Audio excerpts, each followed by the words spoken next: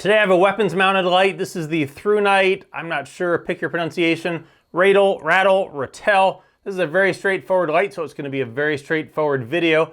This is a weapons mounted light that mounts on a Picatinny rail. Comes in two colors, black and desert tan. The black is $50, the desert tan is $56. Put some links down below to Amazon, you can check them out. It is a single-use light here. It's not a light that you stick into a mount on a gun where you take like an EDC light and you stick it in. This is a dedicated weapons mounted light. You put it on there, there's an 11-inch cable that goes to a pressure switch, and you can mount this somewhere else on the gun. Up in the front there is the SFT40 LED, which will put out 1635 lumens. They say it will throw that 316 meters initially for 140 seconds, and then it will ramp down to 537 lumens, and it will do that for another 2 hours. It does come with a few things. It comes with a USB-C cable, because this is USB-C rechargeable right here. On the side, you put the cable in there. It lights up red when it's charging and then changes to blue when it's fully charged. It also comes with some extra O-rings and an extra cover for that charging port. Taking it apart, the tail cap comes off. O-ring here for that IPX8 rating. On the inside is a Thrunite 3400 milliamp hour 18650 battery, rechargeable obviously, goes back in there, and the tail cap screws right on there. Now the user interface for this is very straightforward and really as you would expect it to be. The pressure switch, which is rubberized, and this just mounts onto the ladder of, say, your AR, and it's either momentary or on-off. So you tap it and it goes on, tap it and it goes off. Or if you hold it and let go, that's momentary. So you want to room sweep, let go, momentary, tap it on, tap it off. So I love that. Now mounting this on your gun, right here on the side, this opens up and there's a thumb screw right here that you just tighten once you get it on there.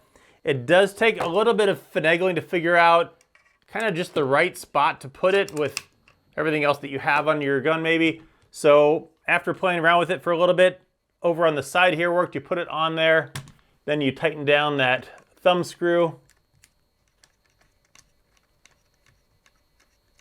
and then it is good and locked in place there.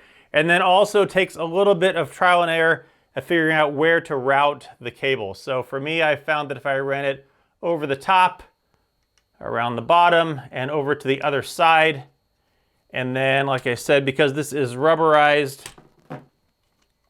this just mounts right onto your ladder, just like one of these rail ladders would.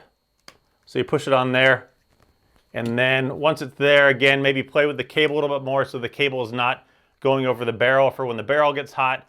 So maybe you route it down through one of those ladder slots and around to the other side, and then you're good there. Now once it's on there, it's very comfortable. It falls, assuming you put it in the right spot, right where your thumb would go, and on, off, momentary, tap it on, tap it off. Again, it takes a little bit of trial and error to figure the right spot, forward or back on the side, if that's where you're going to put it. And then you just need to make sure that it's not blocking the other stuff you have on the gun. Like if you have backup iron sights, for instance, maybe you don't put it up here, or depending on how tall your optic is. So you just need to make sure it's out of the way of everything. I like this is a dedicated light that you put on and off. And also while it's on there, because of the way the charging port is located, you can charge it while it's on the gun if you're so inclined. The beam profile for this, it's a throwy beam, so it's got kind of a hot spot in the middle, and they say it will throw 316 meters. Again, useful distance. You're probably not going to see 3 football fields with this, but it is a pretty throwy beam, so you're going to get plenty of distance, enough to certainly reach out and figure out what you're aiming at out in the distance there. So if you are looking for a weapons mounted light, this is a great option. I like the ease of use. I like the user interface. The price is not too bad, $50, $56, depending on what color you want. And it's just a nice light. So I'll put some links down below to Amazon. You can check it out, but this is the Thrunite Ratel or Ratel.